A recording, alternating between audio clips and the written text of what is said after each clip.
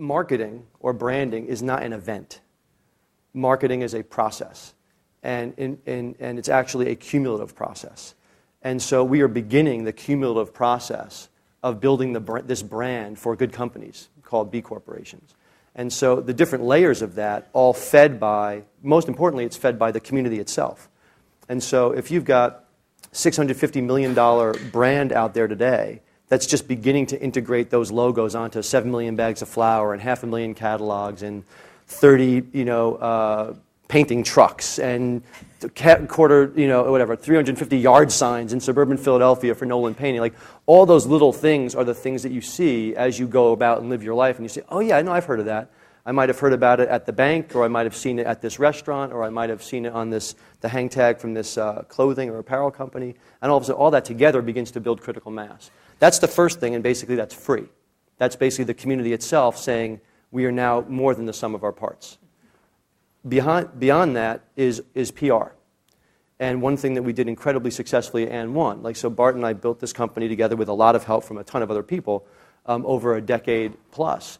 And far and away the most successful stuff we did had nothing to do with the money we were spending. We knew that Nike could outspend us every day. And so we weren't going to beat them through outspending them. But what we could do is we could create compelling stories that the press would pick up on. And so, we got, I think, $25 or $30 million worth of media coverage back at AN1 when we signed Latrell Sprewell. This may be like a way bad reference for this particular audience. But that being said, and we ran an ad. We spent $75,000 to produce an ad.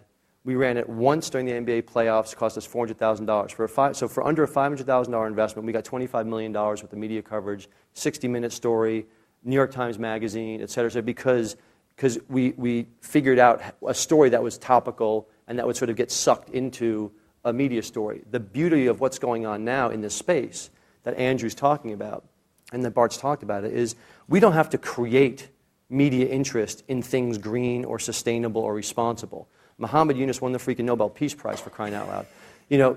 Bill Gates is being covered in the Wall Street Journal the day before he delivers his speech at Davos talking about creative capitalism.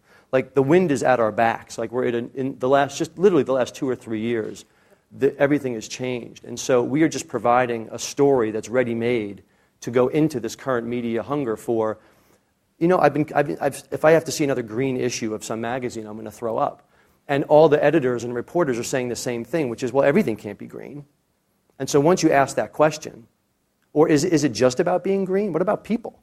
And so once you ask those questions, we are a logical part of that story. And so we've gotten an inordinate and perhaps undeserved amount of press for where we are in our business cycle development. But it's all free. And literally every bit of that press is because we just answer the phone, hello, B-Lab, and they say, oh, hi, it's Inc. We'd like to talk to you about doing a story. And so there's the co-branding effort, there's the PR, those are the two primary things. And then, we had reasonable success building a $250 million company, creating an emotional connection with consumers around, a brand for good ball players. And now we're just using those same tools to create a brand for good business. And one of the most exciting things on the more traditional thing is a partnership with Good Magazine. It's a very cool young magazine that hopefully you guys will check out to create potentially a new title called Good Business that becomes a voice sort of for business people who give a damn. And that's an example of another type of marketing that's really about creating a vehicle to own a message, not just run a print ad or run a TV ad or figure out how to do a cool video that gets uploaded onto YouTube and spit out. But there's a way to how do we own a message and own a distribution channel for that message that becomes puts a megaphone up in front of all those tens of thousands of businesses and those $2.5 trillion worth of investment capital, and we just create a frame around which to see them a little bit more clearly and a way for them to be heard with a little bit more amplification to their message than they might have had if they were all doing it on their own.